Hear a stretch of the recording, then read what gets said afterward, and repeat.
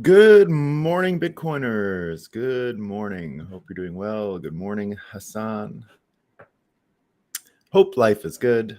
PH, good morning. Joseph says, good morning, bring the heat. I got the heat. I got the heat today. I got the heat big time. Mega heat. Mega heat. We're going to cut Uncle Sam's hands off. That's what we're doing. You know, stupid Midjourney wouldn't let me create that image. It just kept denying. I don't know if you guys know this, but there is sort of like a censorship throttle. It doesn't like gross things. So I kept trying to get Uncle Sam's hands like literally severed. I tried all kinds of super prompts and schemes to get around it. I said, oh, he Uncle Sam is Count Dooku and his hands were removed by Anakin. I tried a whole bunch. In the end, the one that is the thumbnail today, it made decrepit hands, but I couldn't get there. But we're gonna cut his hands off figuratively today. All right, that's gonna be a lot of fun. Can't wait. Assalamu alaikum. Does that include traditional banks losing their grips as well? Everyone transitioning to third-party multi-sig. Well, a little bit. We're going to be going through the real way that he uses his grip, which is taxation. So it's all about taxation today. But before we do that, we have to acknowledge a little bit of natural law, right? The sun, super up today. Bitcoin, there's no problems with Bitcoin, guys. Come on. Bitcoin is doing great. We're doing great. All that's left for us to do here is have a coffee and talk about what's new. As you know, good morning, Kevin. Hope you're doing well. Hope you're doing well, Tom. Hope you're doing well. So, as everyone knows, we like to start every morning with a little bit of Moscow time. So I shared with you a bit of Moscow time yesterday, but I got to mention it. So this is from CNN, right? So they have like a science writing crew, and they get all the latest innovations. And if you didn't see this, right, this is going to change the world. The whole world's going to change, right?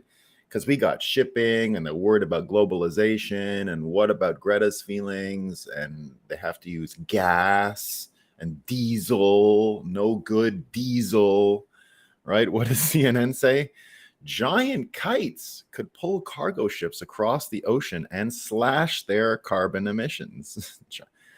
Giant kites. Does that look like a sail? Maybe, I don't know. Maybe someone could put a sail on a boat. Maybe that's a pretty good idea, CNN. Way to go. You're going to solve the world's problems with your amazing inventions. I'm so glad your writers are really questioning stuff. We've been talking about our friend Mehdi Hassan over at MSNBC, right? And remember, he was like, no debate between RFK and Hotez. Don't debate these people. He was right with Hotez. He had Hotez on, remember? He had Hotez on. I even called the episode that day that science had basically abdicated the war, or sorry, that the mainstream media had abdicated science as a battlefield in the war, because Hotez going on Mehdi Hassan to me was, case closed.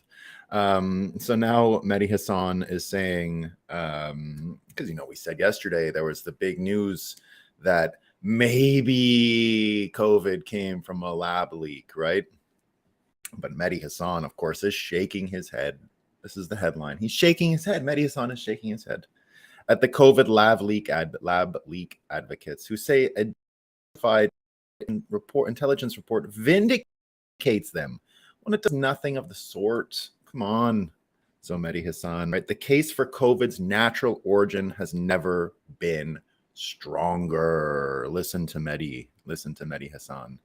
And we got a fact check. We were talking a bit about the mosquitoes yesterday, so I just wanted to follow it up. There was mosquitoes. There's the first case of malaria in many years in America. They found it in Florida, right? So the AP did a fact check here, guys. A Bill Gates tied mosquito project is not responsible for recent US malaria cases. It's not, okay? It probably isn't. It probably isn't. But that's got to get into Moscow time for sure. And I got a last one here, right? our man John Kerry, very concerned about what's happening in Ukraine, and but it's not just Ukraine, right? It proves his point, he says. So this is an actual sentence that came out of the mouth of America's climate envoy. The war in Ukraine is aggravating the painful effects of climate change, causing not only severe damage in Ukraine, but also distress in a wider circle that includes Africa and South Asia, right? The war demonstrates how climate change is a threat multiplier, right? So I don't know if it had anything, he didn't add the troubles in America, because I think it really does, like the trouble in Ukraine, it only goes to the South. It doesn't, they don't have problems in the North. So who knows? Oh, indeed. We do have to say a little bit of good morning to our Canadian friends. I am also Canadian. It is Canada Day. It is the birthday of Canada. If we still had a queen, I might say, something nice about her. I don't like the new guy, so that's about all I had left on Canada. They already banned the fireworks, by the way, because they're worried about, I think they don't want to make John Kerry upset or Greta, because it turns out that, we had smoke in the air. So any little bit more of smoke in the air that comes out of Canada it can't, anything that they can control, they have to stop. So we're not going to do fireworks all summer.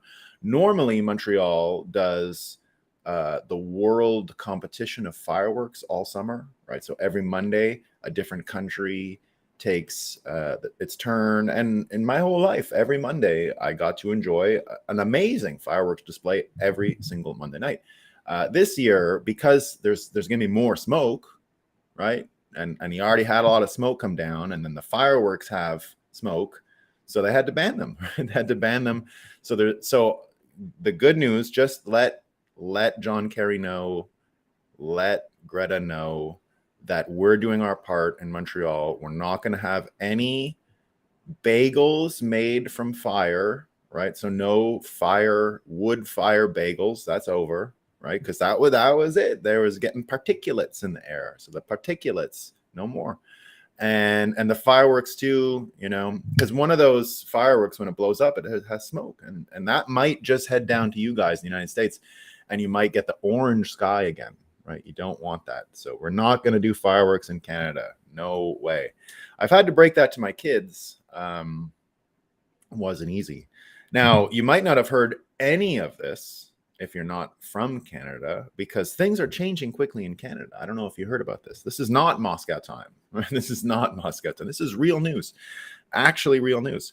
So Canada had this bill C-18, right? So what they were going to do is, because everyone's clamoring for the Canadian market, right? Every one of these big tech companies wants to get into Canada. So such a big market, so important, right? Oh goodness, Canada. So what they did was they said to Google and Facebook, if you're going to print our amazing news that comes from our subsidized system where the government pays the news entities to stay in business, because it's such a big market, or it's such a big market, right? So the government has to pay the Canadian newsmakers to stay in business. And then they said, well, Google and Facebook, you're getting all this free content. What? You're getting our free, amazing content? Like, I take it for free from Moscow time all the time. All the time I go to the Canadian sources when I need some Moscow time, and I find it there, right? What am I going to? I'm going to have to VPN, because it turns out they said to Facebook and Google, you can't get it for free. We're going to be the only one. Our news is so valuable that you got to pay us. And the people that are sharing the links, well, they got to pay too, right? So, of course, Google and Facebook were going to revamp their entire business model for the Canadian market. That was what the plan was, I think. But it turned out that, they got some troubles at Google and Facebook too, so they're not going to do it. Google and Facebook actually have just shut down their Canadian news orgs, so they're nothing anymore. There's nothing, so you might not hear anything out of Canada. And so that's just going to go that way. Google announced that it will pull news from Google search and other platforms over the Online News Act. It's also killing existing deals with publishers, right? So lots of people talking about these unintended, and they didn't see this coming, right? Unintended consequences. The story is actually amazing, right? If Google thinks you could qualify as a news site, then Google will block you, right? So even if you could be a news site, they don't want to pay these links, right? They don't want to pay these companies, so they're not going to do it, right? Jesse Brown says it suggests the only way to escape getting blocked is to actively reject by the government as a legitimate news org. The funny thing here is that Rebel News, of course, in Canada, Ezra Levant's outfit, has been dismissed as fake news for so long. And many times, like, they don't get the free money, the subsidies, or anything like that. But because they're not an official Canadian news site, because Trudeau never let them into the scrum, and he kicked them out and would ignore them, never answer questions, they don't actually fall into the government's definitions now of a legitimate news site, because the government for so long said they're not a legitimate news site.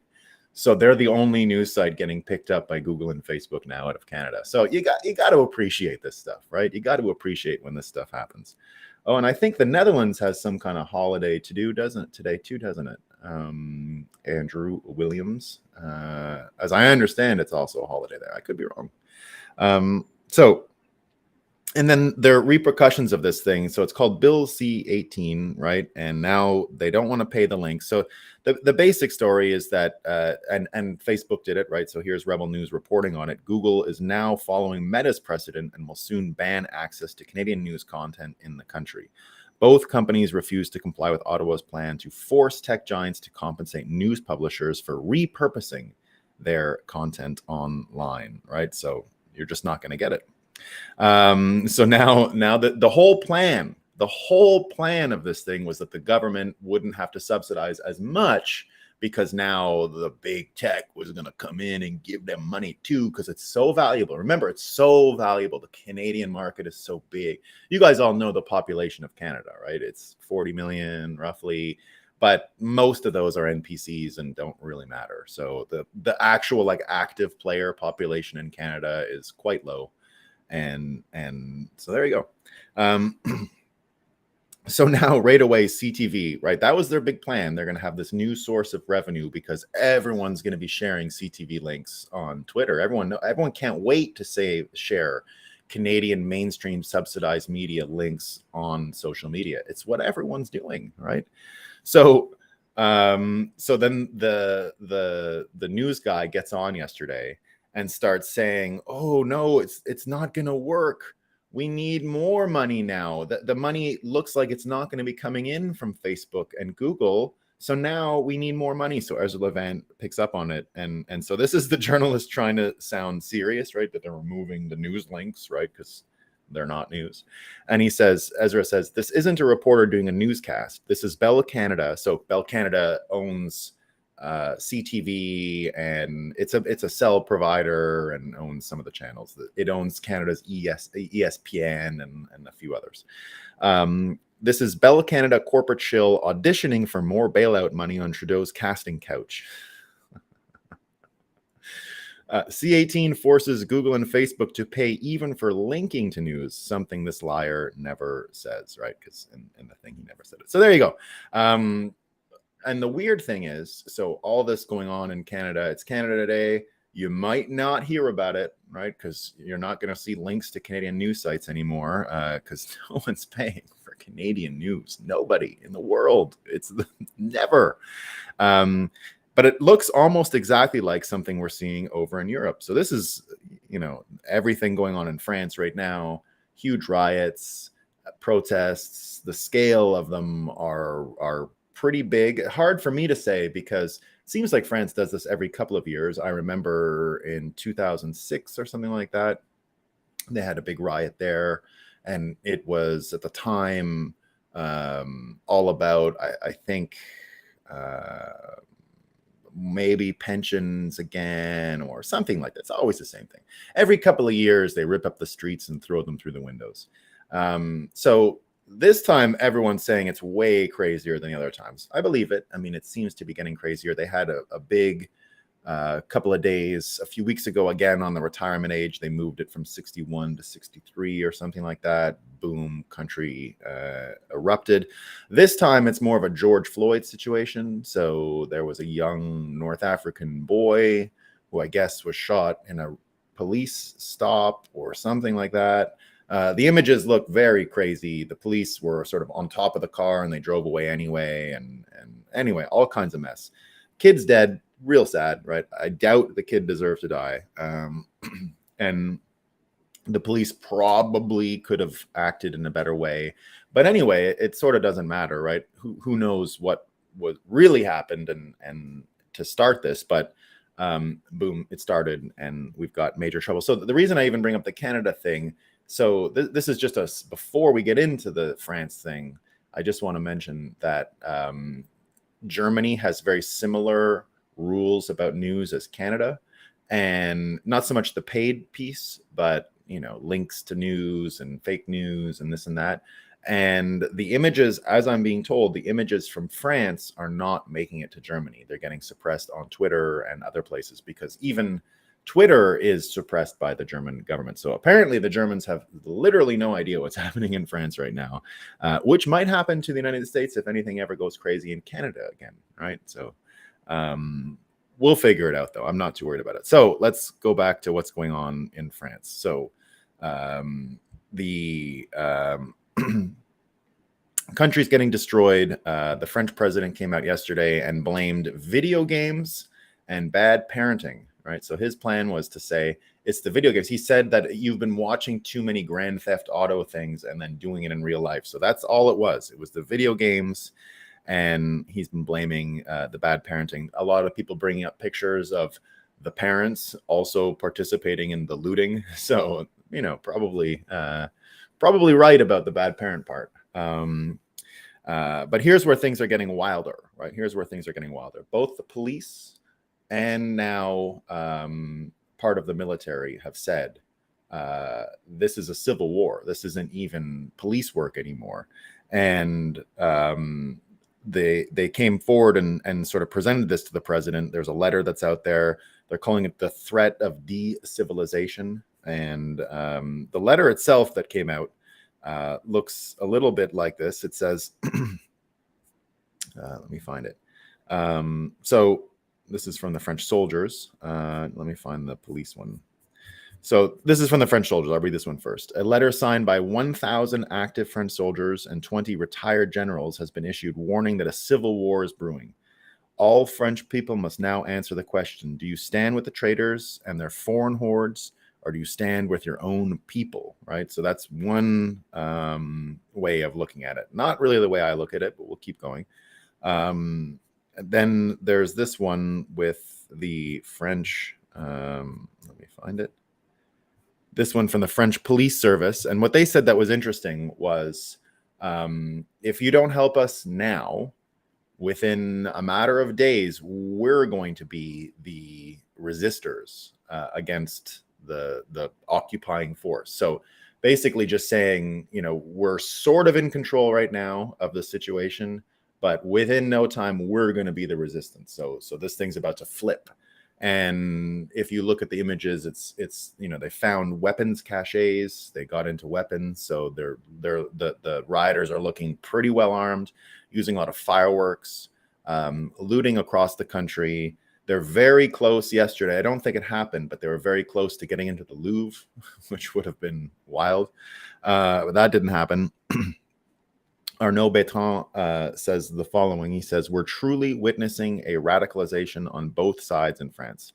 This is an unreal communique. This is the one I was mentioning about the police union. This is an unreal communique by the main French police unions, essentially declaring France is in civil war and that the police is in the resistance against the government. This is the translation, right? So now that's enough. Facing these severe hordes, asking for calm is no longer enough. It must be imposed. Restoring the Republican order and putting the apprehended beyond the capacity to harm should be the only political signals to give. In the face of such exactions, the police family must stand together. Our colleagues, like the majority of citizens, can no longer bear the tyranny of these violent minorities. The time is not for police action, but for combat against these pests. Surrendering, capitulating, and pleasing them by laying down arms are not the solutions in light of the gravity of the situation. All means must be in place must be put in place to restore the rule of law as quickly as possible. For these reasons, Alliance Police Nationale and UNSA Police will take their responsibilities and warn the government from now on that at the end, we will be in action and without concrete measures for the legal protection of the police. And he goes on to say, today the police are in combat because we are at war.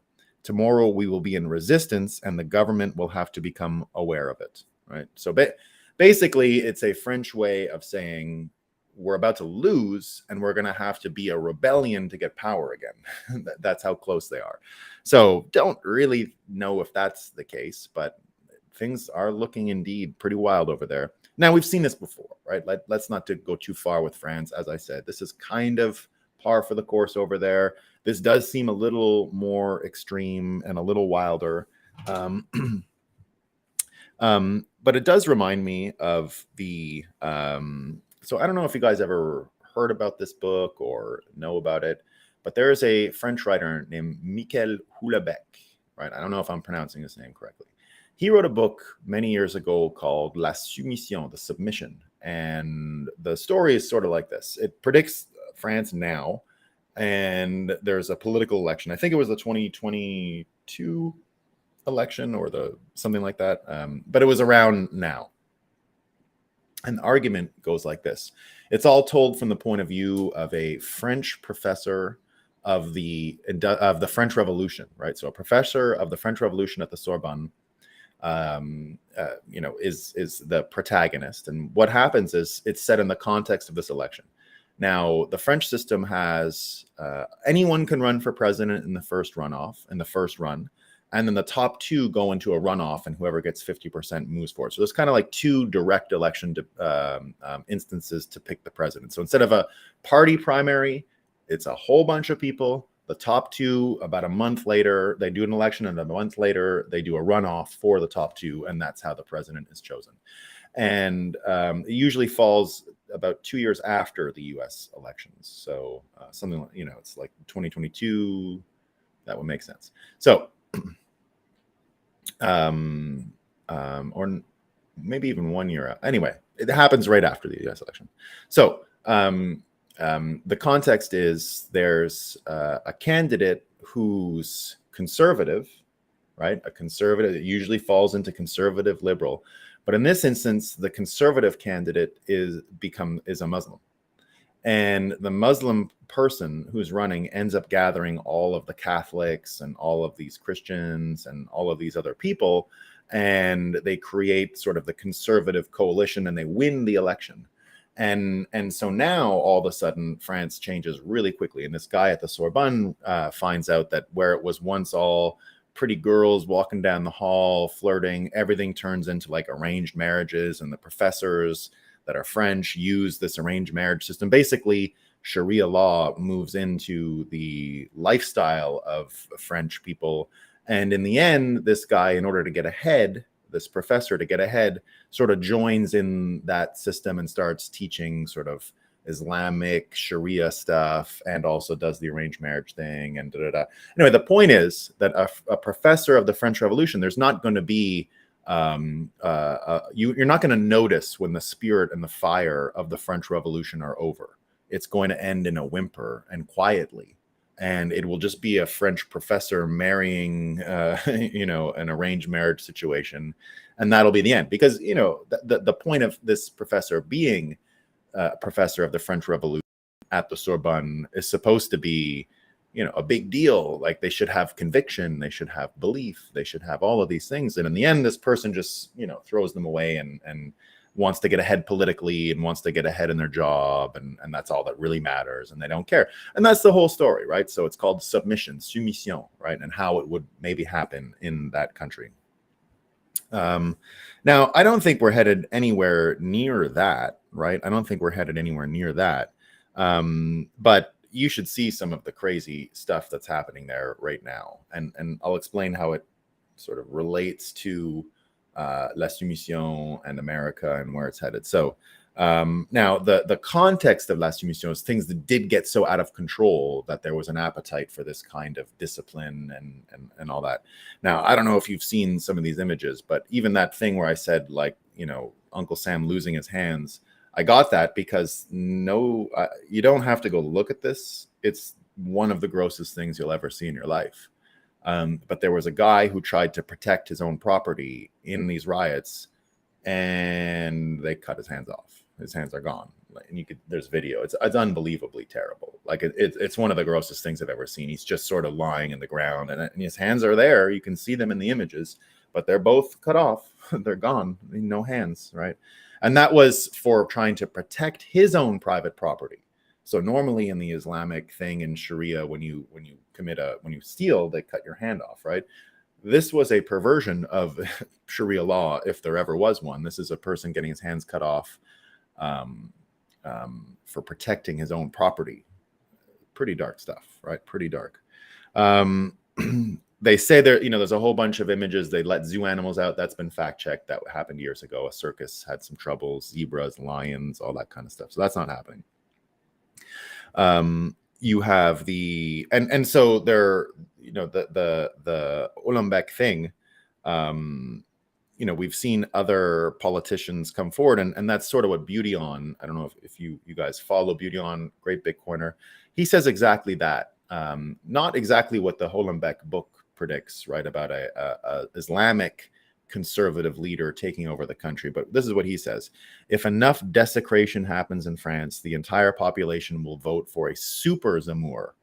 So Zemmour was a guy who ran instead of Le Pen last time for the presidency and came close to beating Le Pen, or whatever his name is, the president of France, Macron. So Zemmour came pretty close and didn't win. And this is him talking about the riots, saying, "We are in the early stages of a civil war. If it's an ethnic war, we can see clearly that it's a race war. We see what forces are involved. We need someone determined and firm. The problem above all is the number." So the number of immigrants is what he's saying. All of this stuff being said, right? We got all this trouble. We get all of this strife. It's way worse, it looks to me, than what happened in 2020 in the United States with George Floyd. And again, a very similar context, right? One person shot. What do you do? And as I mentioned, one of the other people here, Arnaud, said this is what these sort of color revolutions are going to look like in the West as they come forward, right? This battle plan.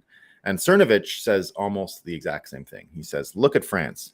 That's what's going to hit the US in 2024 with the imported mercenary army the Biden regime let in through the southern border. It's going to be state-allowed terrorism like we've never seen before. Cernovich saying, legit dreading 2024. We're going to be psychologically abused in ways we've never seen. COVID-19 hypochondria and St. Floyd riots were a warm-up. And I think, indeed, Cernovich is on to something. This is what I see too. I do see this kind of attempt again to get people divided, riled up, angry with each other all the time. And again, let's go back to what we were talking about yesterday with the affirmative action thing. So my point yesterday about affirmative action is school is not really a worthwhile battleground to have this debate, right? It doesn't really get you where you're going. You're dealing with young people, not really an active battleground. And again, reading what I saw yesterday with the affirmative action, my whole advice was not to think in terms of right or wrong and what do you think is best.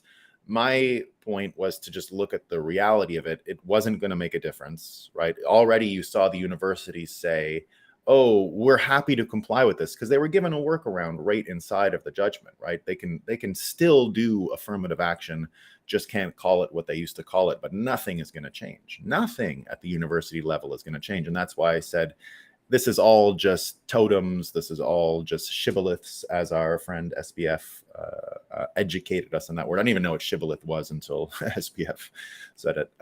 So the idea is that it's just not worth fighting and getting divided over this university affirmative action thing, because universities are done. But the professional piece, I said yesterday, is way more interesting because it's not school, right? The working piece, where affirmative action has been implemented in America, is a much bigger deal, and that itself does deserve a bit more of a pitched battle and a bit more of a contrast. And you had Trump come out yesterday and say just that. So what did Trump say? This isn't the college thing. This is federal government, right? He says, to vigorously enforce yesterday's Supreme Court ruling, I will eliminate all diversity, equity, and inclusion programs across the federal government. I will direct the Department of Justice to pursue civil rights claims against any school, corporation, or university that engages in unlawful racial discrimination. So this is the level at which it becomes relevant and interesting. So once again, Trump, as he usually does, has his finger on the pulse and actually gets to the real issue. The school one, stupid, not important. University, not important, right? But when we're talking about the federal government, we're talking about what's going on with that, right? Now we're talking. And if you combine this federal government argument about no more affirmative action in the federal government, and you add it to the other judgment that came out yesterday, which was the school loans, student loans, and what's going on with the student loans, and now Biden is promising more relief for the student loans thing. But let's just put all these things in place and imagine where we're going to be in 2024. We've got Cernovich predicting race riots. We've got Trump saying no more affirmative action in the federal government. And we've also got this looming student debt question, which is really just a bauble for election purposes. It's a hypnotizing thing, right? You hypnotize young people. You will have no more debt. You didn't do anything wrong. You are getting very sleepy. So that's what the student loan thing was in 2020 and will be again in 2024. But here's the trick. Here's where it's headed. And here's where Uncle Sam is fucked. And why his hands are going to be like that guy in France that got them cut off for defending his own property. Here's the next year and a bit and the political intrigue and where it's going and how Bitcoin is going to come right up the middle. So remember my prediction on World War III. World War II really was just about leaving the aircraft carriers, the bureaucrats. We left the good machine World War II that won the war running, and we never modified it. We never changed it. We never did anything. We just left it running, and it's been running ever since. And I've said for a long time, World War III will see us turn that machine down. And because World War III is not country versus country, it's country versus citizens. And nations versus people, not nations versus nations. This is not an N2N war. This is an N2P war. And so when you start looking at that, the only way politically, and I think Trump will do this, I think Trump will understand this, and I think anyone who's running on that side of things will get this. So I predict it's going to come. It's the solution to almost everything that we have wrong with America, and it will undercut any debates we have going forward.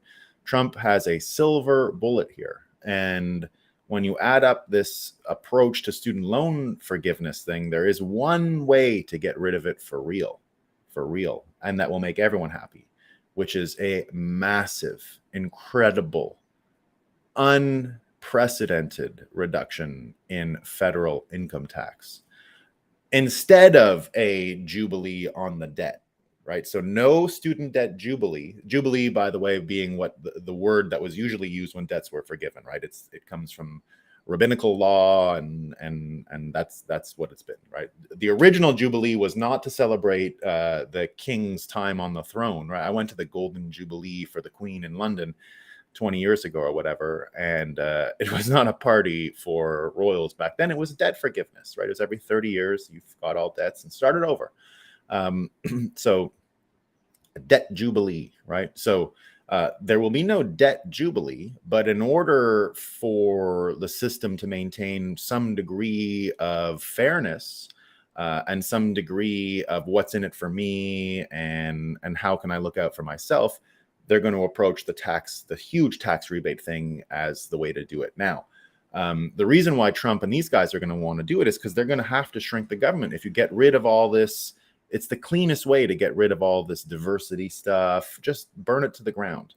And if you cut taxes and you make it a deal that for all the taxes we're going to cut, we're also going to cut the appropriate amount of staff in the federal government, you're going to have a complete retailoring of the federal institutions And you're going to go in the direction that I predicted we would go in after World War II, during World War II, and as a reaction to during World War III, and as a reaction to World War II, right? So again, what I predicted was we would re-tailor the size of the government as a result of World War III, and get away from the momentum and progress that the government size took on after World War II. So the argument that I have here is that the French riots, right, while opening the can of worms, and I could see what Cernovich is talking about. I can see why this is coming here.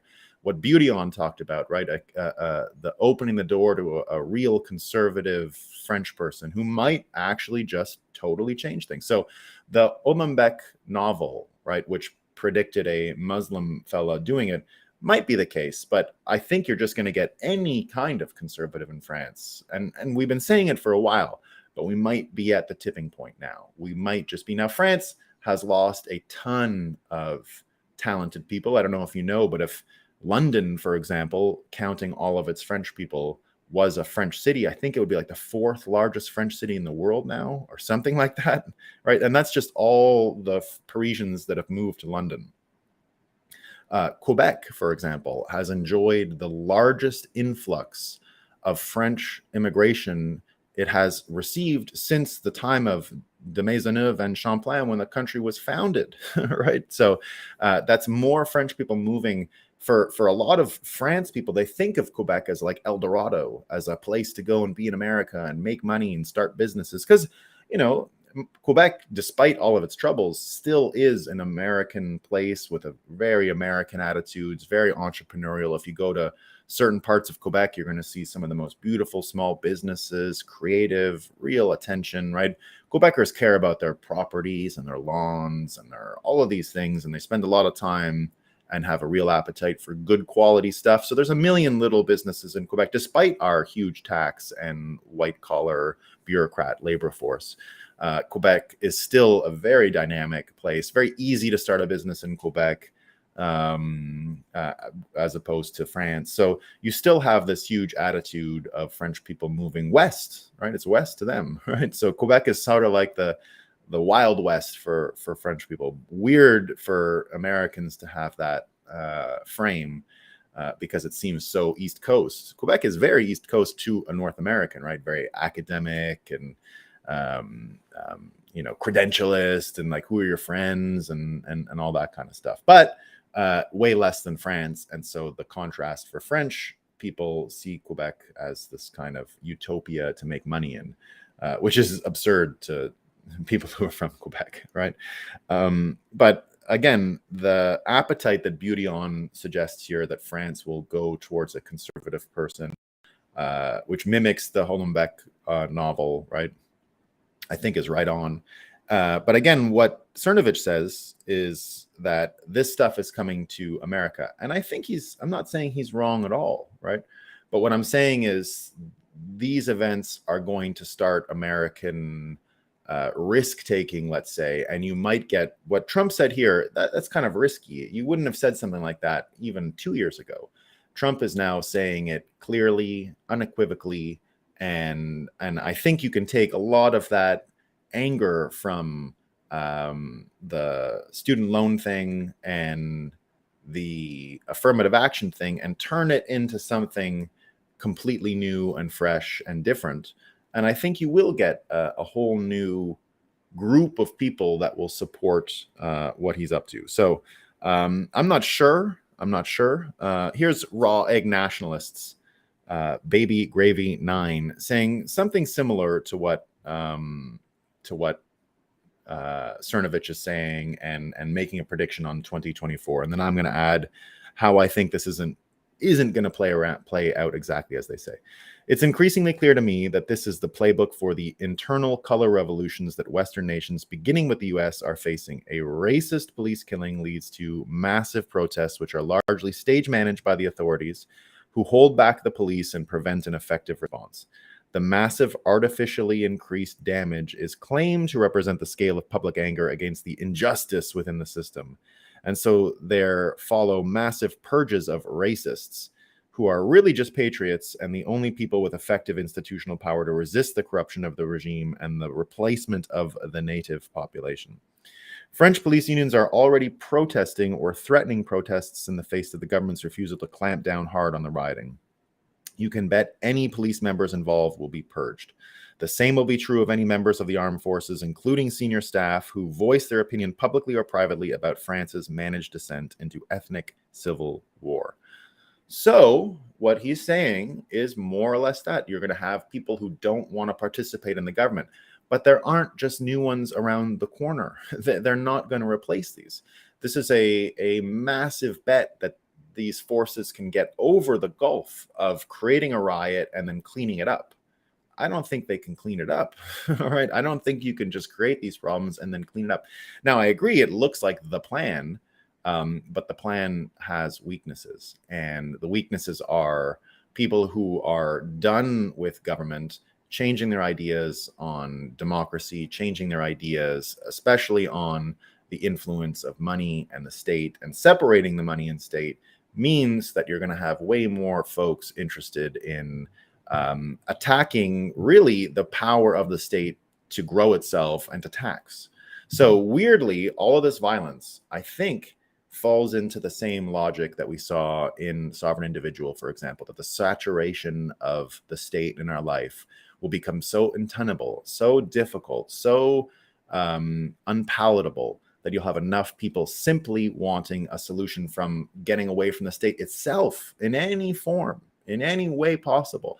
And I think it's going to lead to conversations around massive, massive, massive tax rebates. And I believe, as I've said from the start, that Bitcoin's mission, of course, is to destroy the Federal Reserve System.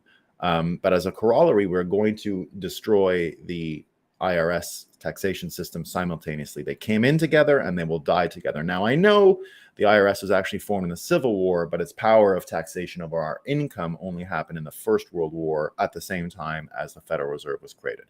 That really is the target, and we're going to head back to that target. We're going to be over the target when we're talking about shrinking the federal government and eliminating the taxation powers that they've had.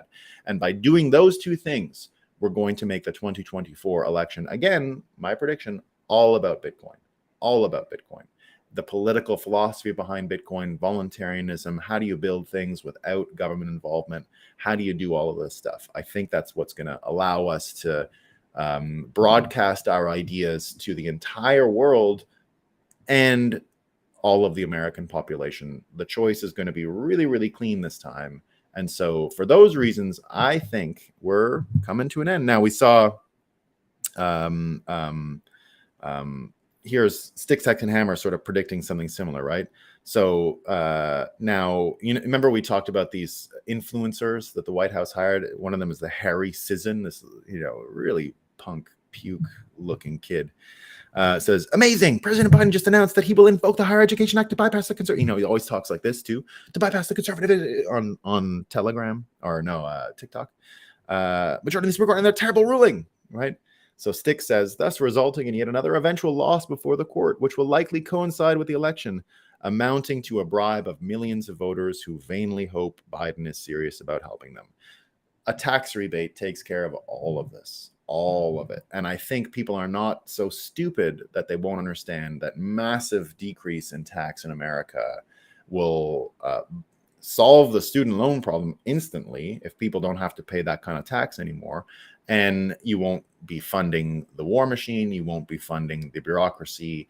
The answer, indeed, is to shrink the government. This is the government. The government caused this in France. The government caused the stuff in America. We're going to get rid of them. And that's the good news. That's the good news, guys. Let's see what we got in comments.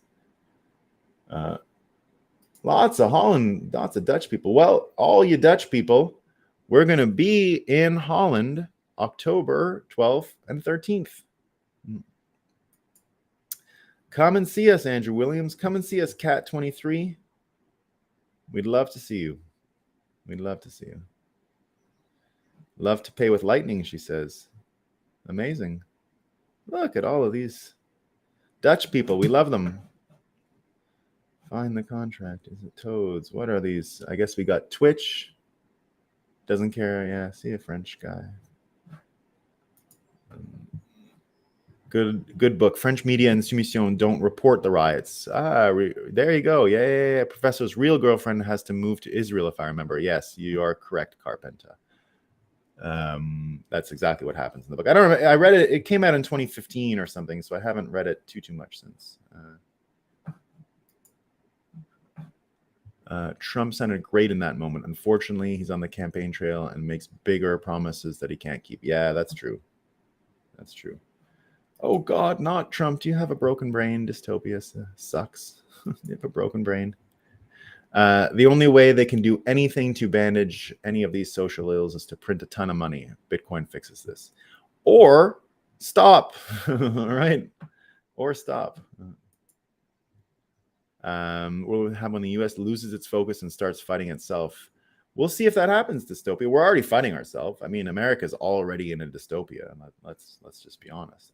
But it's also at the start of a golden age. So it's what we say a lot of the time, right? We don't really know the difference between good news and bad. It's a Mark Twain quote, right? We have a trouble telling the difference.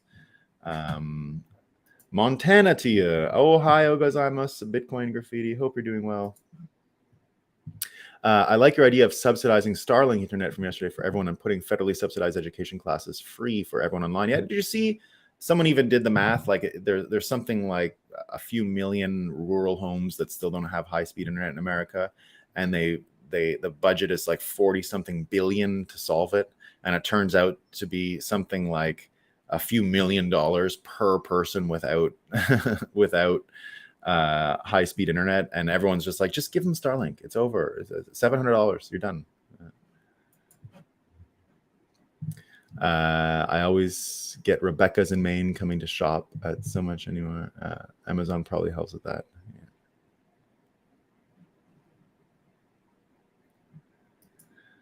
Johnny says, LOL Quebecers. There you go. The West is the best. West Coast Europe here. Yeah, West Coast Europe. Exactly. That's what we think of as Quebec. West Coast Europe. You know, it's West Coast Europe. Oh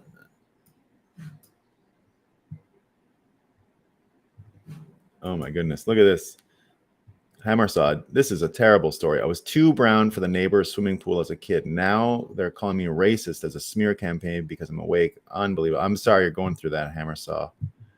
What a fucking bunch of bullshit. There's nothing worse than watching these wino liberals calling black people racist. There's nothing that will be ridiculed more about the time we live in when we're out of this time and on a Bitcoin standard, looking back about how government got in the way and created this race baiting tension and this divide and conquer approach around race. Because remember, anyone who came from the 80s and 90s, remember how close we were to feeling like we were over it, like we'd gotten through it, like that was a problem that our parents and grandparents had.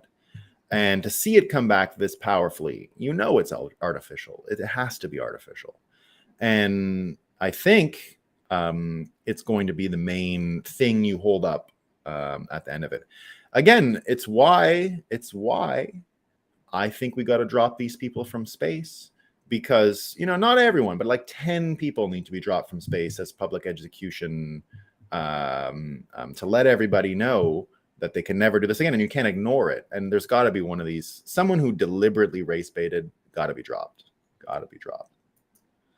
We get a race bait. We get a vaccine person in there, and all that, right? Hammer Psalms, yes, yeah, no kidding.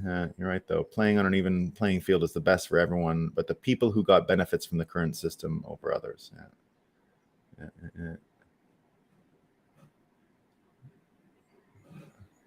Yeah.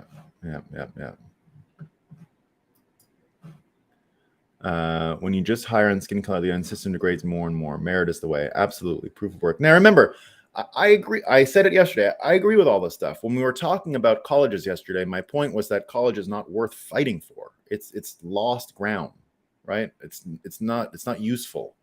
And I said yesterday, the jobs thing is different. The jobs thing is useful, right? So really glad Trump jumped in. And I think when we talk about the federal government, the only way you're not going to get this race bit, you're not going to get that hiring. What you do is the opposite. You fire, and you make it race based. Right? You just fire. Right? Fire everyone. Actually, don't even make it race based. Just fire everyone. Right? Capenta asks, Habs fan, of course. Capenta, not as much as I used to be, but of course, yeah. Who on a cold winter night, always fun to watch the Montreal Canadiens play. Love it.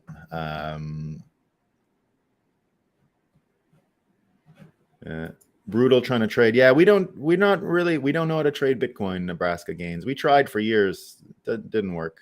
We hodl, right? We don't know how to do trading. Hammer, so I totally understand. Agree. Yeah, merit only. Yeah. Carpenta says Vivek on Charlemagne the God clip was interesting. Yeah, I only read I didn't see the clip, but I saw a picture of the clip, which he published on Twitter with a long spiel.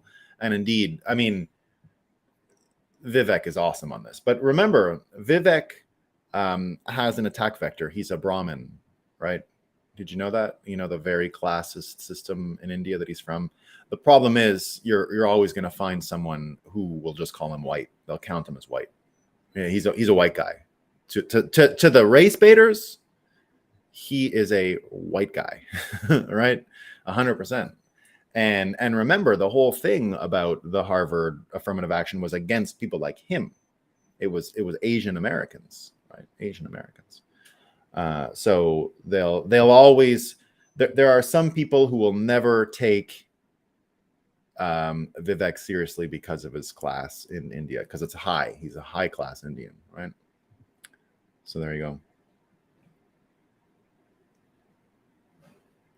Why do they call a blue whale blue? Yeah, I don't know. That's a good question, Diesel. There's a lot of those ones. Well, even like I've always had a problem with black skin for black people. What the fuck's going on here? Like, as a kid, I had a problem with it, obviously, because you're like, they're not black. My kids are still not convinced that black people are black. They just say brown. It's brown. Like, and is this white? It's pink. 100 or yellow or something like that, but pinkish reddish, right? There's nothing white. Like, I don't get the white and black thing. I never have.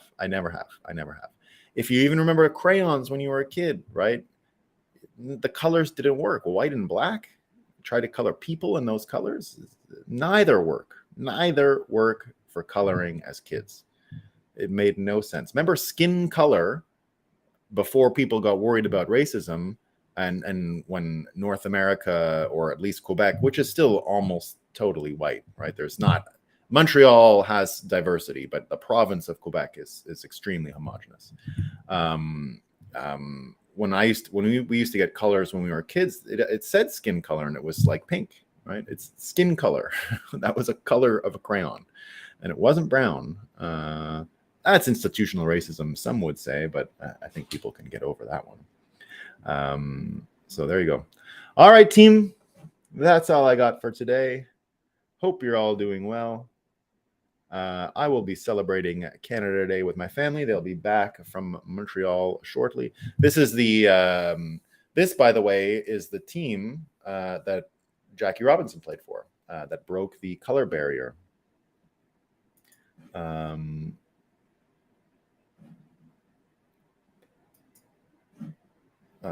Dude, you haven't been to Quebec. So you're right. I do go to Quebec. Sorry. I go to Quebec a lot. I live on the border. I go to Montreal a lot. Where I live in the Quebec-Vermont border is simply too wealthy for any illegal immigrant to come by. It's just too expensive and too cold and too shitty and too whatever. Now, I did hear that it's nothing like it was 10 years ago when I was in every little village in Quebec and spent a lot of time. Quebec City, when I was a law student there, was more homogenous in the 2000s than it was in like the 1960s. Because people didn't feel very welcome there. But I mean, yeah, sure. I agree. In fact, weirdly, I still see backpacking, because I cross the border all the time. I'm on the Vermont border, but just in the border. And I saw backpackers yesterday And by backpackers, I don't mean backpackers across Europe. I mean the guys who were crossing the southern border make their way up here. And they were walking. I don't know how they got up here, but they were walking to cross the border. I see it sometimes when I'm coming from Quebec as well, that they'll have crossed on foot and they'll be walking through on the Quebec side. But these aren't, the illegal crossing is about 100 kilometers away from me, the Roxham Road one or whatever. They have to cross through the normal ones. I'm pretty sure you can walk through the forest. And indeed, I saw a fella looking pretty homeless in my village in Vermont yesterday. And I think he was just gathering steam to go across the border. But they don't end up in the countryside, right? And maybe I'm wrong. You can tell me if I'm wrong. Zotrack says, I'm from a small town and it changed drastically lately. Yeah, I have heard that. Look,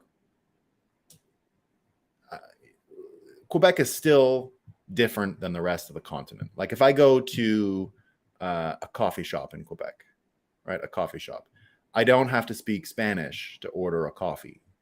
I have to speak French, of course, but I don't have to speak Spanish, put it that way.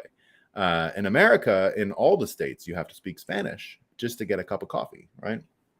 Which is an exaggeration, but the amount of people born in Quebec, because Quebecers speak French, they don't leave as easily, right? So the amount of people born in Quebec still populating the place and doing basic jobs, which have all been taken over, not taken over is the wrong word, abandoned by Americans and handed over to illegal immigrants, abandoned by laziness, right? And handed over, and also undercut by cheap labor of undocumented workers. So I can't just say, I won't just blame American laziness, but that was a part of it. But Quebec doesn't seem to have those problems as much. So like I said, if you go to any hot dog joint, right, it's still going to be Mary-Eve working there and all that. It's just a little bit less, I would say, a little bit less than the other places. So, but look, I am a fan of diversity, of course, right? I do want to have immigrants in Canada. I just want them to be not people who are cutting other people's hands off, and people that have some form of screening so that they can add, so that we know they can add to the economy, right? We want the best. We don't want the not best. We want the best. And I think that it's going to head that way. That's what I think. All right, team. That's all I got for today. I got to bail. I'm going to go see if there's anything going on in Canada, in that listless shithole of a country. And by the way, I'm a total separatist now. I missed out on Saint Jean Baptiste last week, but next time. All right, team. Peace. See you all Monday. I will not be doing a live stream tomorrow, so I'll see you Monday. And I will see you on July 4th as well, where we're going to have more talking about freedom, which we don't do on Canada Day. Jesus. All right.